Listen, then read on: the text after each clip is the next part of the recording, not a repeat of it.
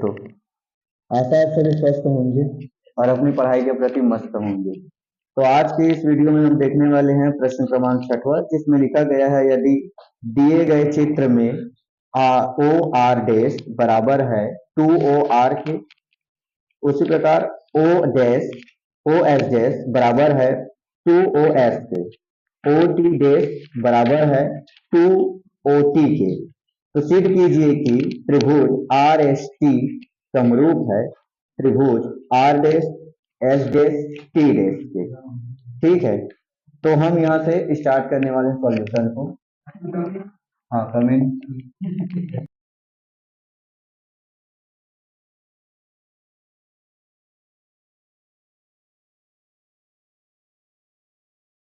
चलिए, तो ये हमारा चित्र है। यहाँ हमको क्या करना पड़ेगा, सिद्ध क्या करना है हमको, त्रिभुज दिख रहा है जो आर एस टी, उसको समरूप सिद्ध करना है किसके, R dash S dash T dash के। ठीक है रमाएगा। तो इसके लिए हम चलते हैं, यहाँ जो जानकारी दिया गया है उसको उपयोग करेंगे। जैसे कि हमको दिया गया है कि यहाँ पे ओ है, तो ओ आर डैश बराबर है किसके, 2OR के। बोलो ठीक है, ठीक है। इसी तरह क्या, पॉइंट नहीं है वो, इंटू है। ठीक है, वो इंटू पॉइंट नहीं है। इसके बाद लिखा गया ओ एस डैश बराबर होगा 2OS के। इसी तरीके से हम बात करेंगे टी के बारे में, ओ टी डैश बराबर होगा कितने की, ओ टी की। डॉट लगाने की जरूरत नहीं है, गुणा है। ठीक है, तो इसलिए उसको रखने की जरूरत नहीं है। बिल्कुल इतना हमने देख लिया। अब यहां से हम इसको कैसे लिखेंगे, भुजाओं को समरूप बताएंगे, समांतर बताएंगे। तो यहां से देखिए कैसे लिखेंगे हम लोग।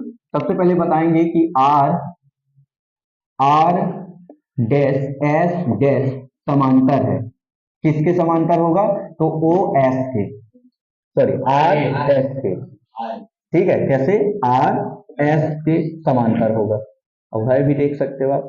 फिर इसके बाद हम लिखेंगे इसी प्रकार से आर डैश टी, तो लिखेंगे आर डैश टी डैश समांतर होगा किसके, आर टी के। अब इसी तरीके से हम ऐसा लिख सकते हैं एस डैश टी डैश, तो एस डैश टी डैश समांतर है किसके, समांतर होगा एस टी के,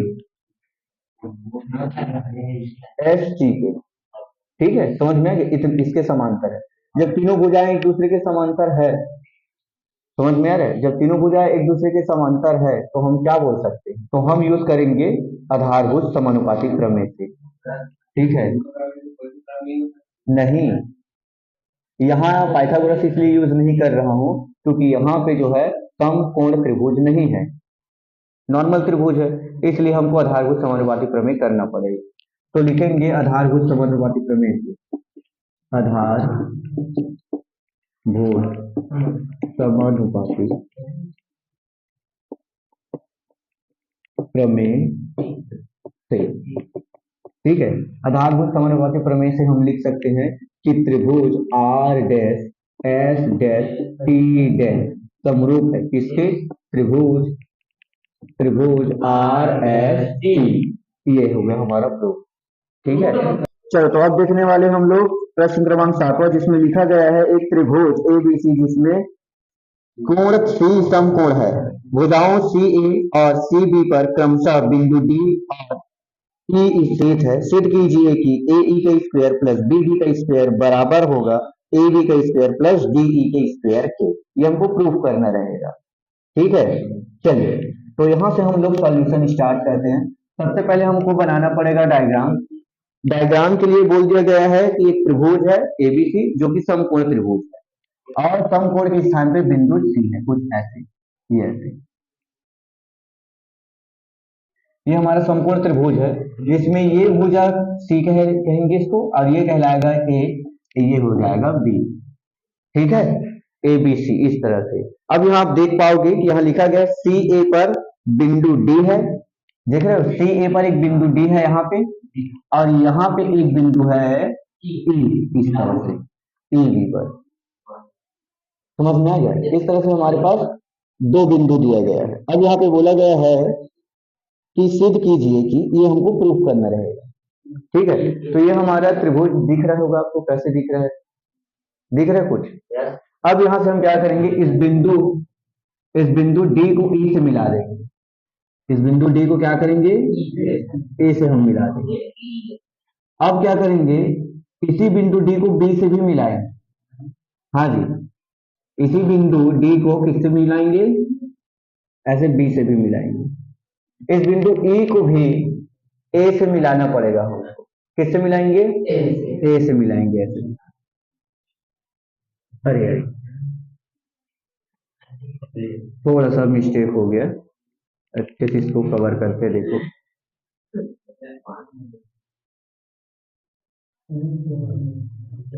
ये ऐसे, ठीक है। तो ऐसा कुछ त्रिभुज दिखेगा आपको। हमने क्या किया है, थोड़ा सा समझिए।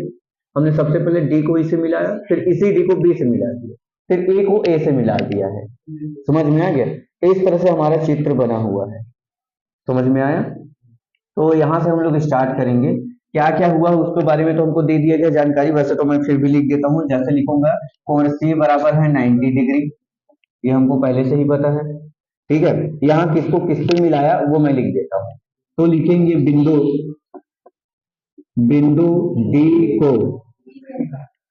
डी को ई व बी से मिलाया।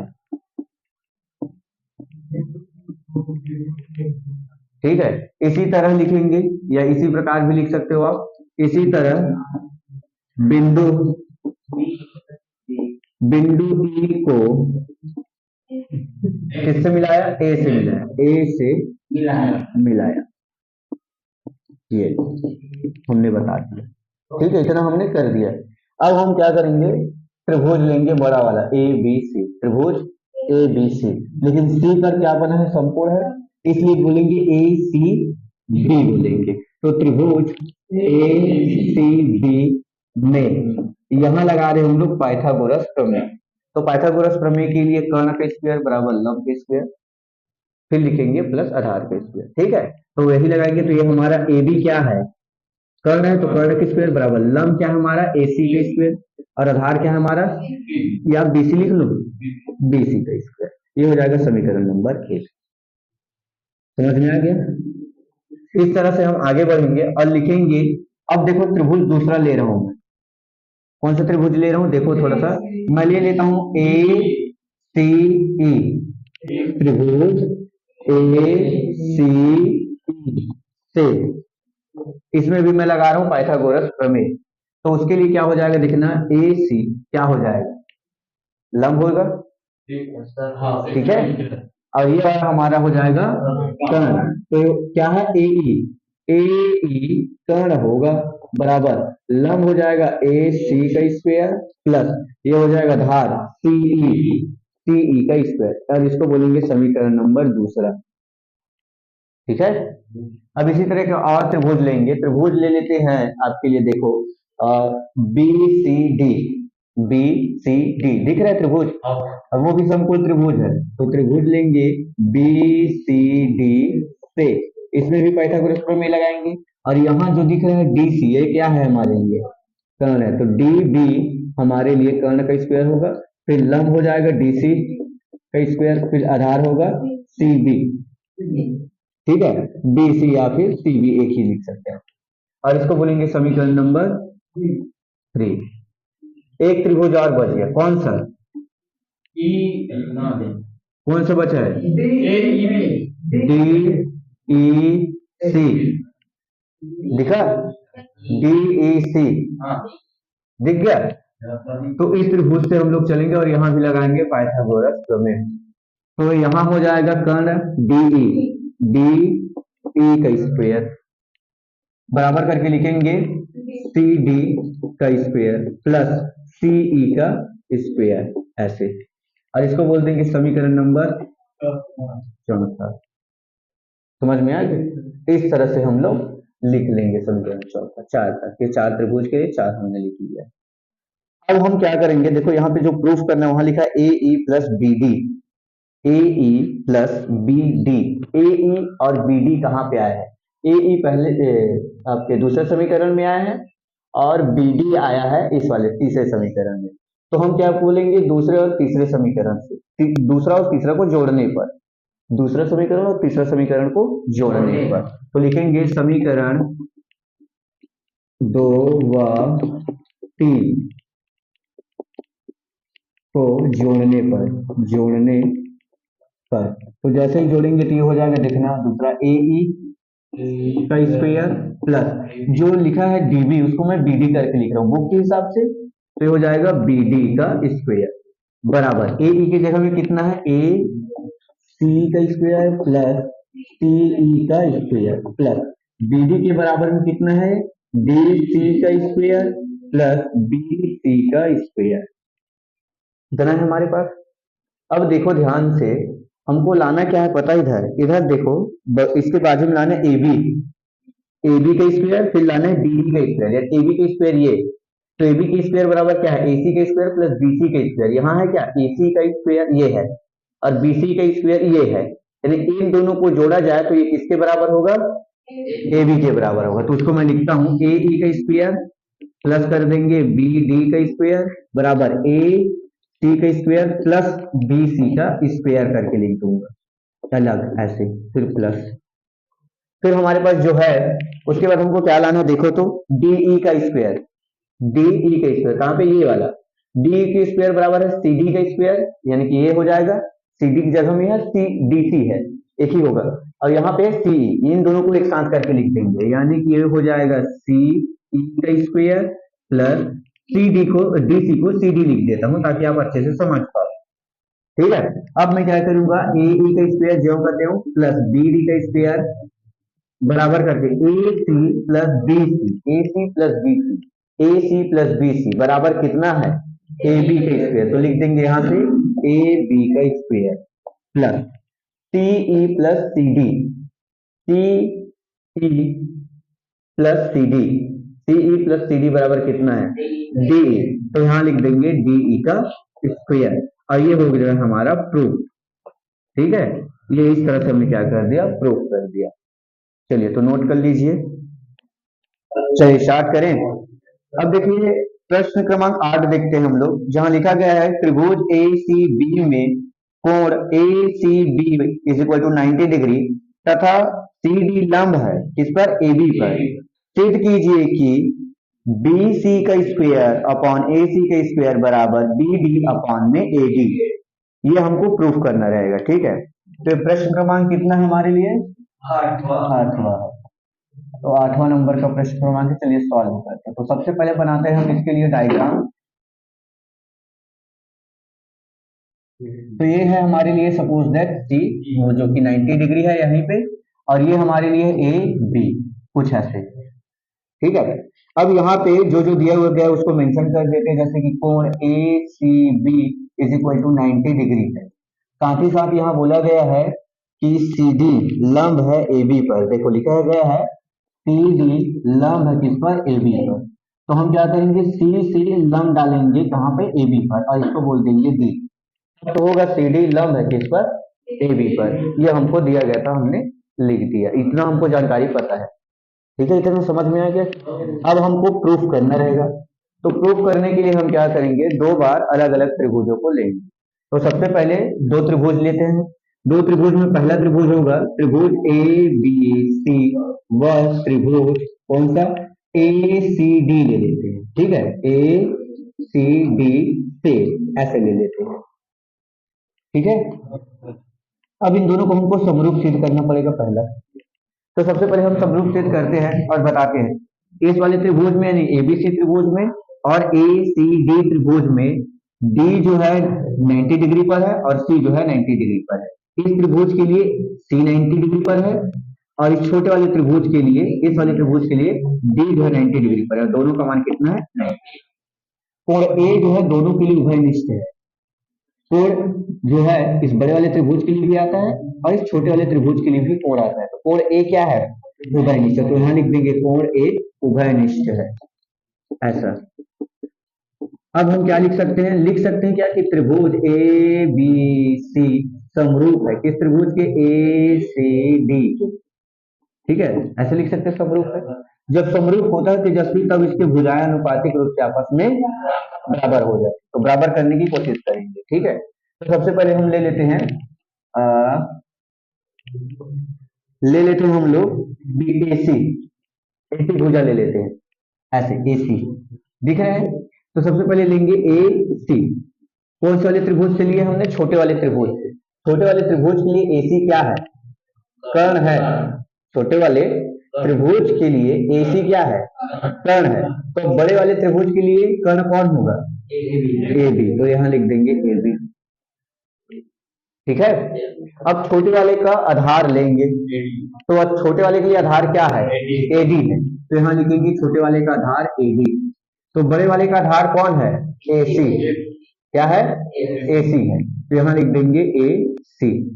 अब यहां से हम तिर्यक गुणा करते हैं, तो AC का AC से मल्टीप्लाई करेंगे तो AC का स्क्वायर बराबर, इन दोनों को मल्टीप्लाई करेंगे तो हो जाएगा AD इंटू AB, ये हो जाएगा समीकरण नंबर पहला।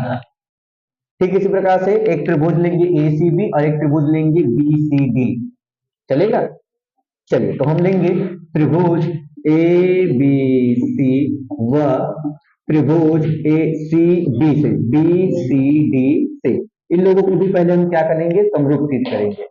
समरूपचित करने के बाद हम ऐसे लिखेंगे और ऐसे लिखने के बाद ऐसे, ठीक है। चलिए करते हैं, समरूपचित करते हैं। तो देखो इस वाले में, इस वाले त्रिभुज ABC में कोण C जो है 90 डिग्री है और इस वाले त्रिभुज में कोण D जो है 90 डिग्री, दोनों 90 डिग्री। दोनों त्रिभुज के लिए जो B कोण है वो उभयनिष्ठ है, तो B जो है कैसा है, उभयनिष्ठ कोण है, तो यहां लिख देंगे B उभयनिष्ठ कोण है, ठीक है। इस तरह से हम प्रूफ कर दिए कि त्रिभुज ABC समरूप है किसके, त्रिभुज BCD के, समझ में आ गया, इसके समरूप है। जब समरूप है तो इसकी भुजाएं अनुपातिक रूप से क्या होगी, बराबर होगी, इसलिए हम क्या लिखेंगे, अनुपातिक रूप से बराबर लिखने की कोशिश करेंगे। तो सबसे पहले हम ले लेते हैं कौन सा भुजा, BC ले लें। तो BC जो है छोटे के लिए क्या है, कर्ण है, तो इसके लिए कर्ण कौन है, बड़े के लिए, तो AB हो गया, AB हो गया, ऐसे समझ में आ गया। अब अगर मैं देखूं तो अब हम लोग लेने वाले हैं लंब, तो इस छोटे वाले त्रिभुज की लंब कौन है, DB, लंब कौन होगा, ये DB, इस छोटे वाले त्रिभुज के लिए लंब हो जाएगा DB, ये हो जाएगा DB। इसके लिए लंब कौन होगा पता है, CB, तो लिख देंगे BC या CB, एक ही चीज है ऐसे। फिर इसका तो यह गुणा करेंगे तो BC का BC के साथ गुणा होगा तो BC का स्क्वायर बराबर, ये दोनों का गुणा करेंगे तो AB इंटू DB, और समीकरण नंबर दूसरा कहलाएगा। अब देखो जो हम प्रूफ करना था उसमें लिखा है BC अपॉन में AC, BC अपॉन में AC, तो हम क्या करेंगे, समीकरण 2 में 1 का भाग कर देते हैं, तभी तो BC अपॉन में AC आएगा। तो समीकरण 2 में 1 का भाग देने पर, जैसे भाग देंगे तो हमको मिल जाएगा ऐसे BC का स्क्वायर अपॉन में AC का स्क्वायर बराबर, BC बराबर कितना है हमारे पास, ये है AB इंटू DB अपॉन में, इसके बराबर कितना है AD अपॉन में कितना है AB, ये क्लियर। तो AB से AB कैंसिल हो गया, तो हमारे पास क्या बच गया है, BC का स्क्वायर अपॉन में AC का स्क्वायर बराबर में बचा है DB अपॉन में कितना है AD, ये लो। तो ये हमारा हो गया प्रूफ, ठीक है, ये हमने क्या कर दिया, प्रूफ कर दिया। चलिए तो इतना नोट कर लीजिए फिर।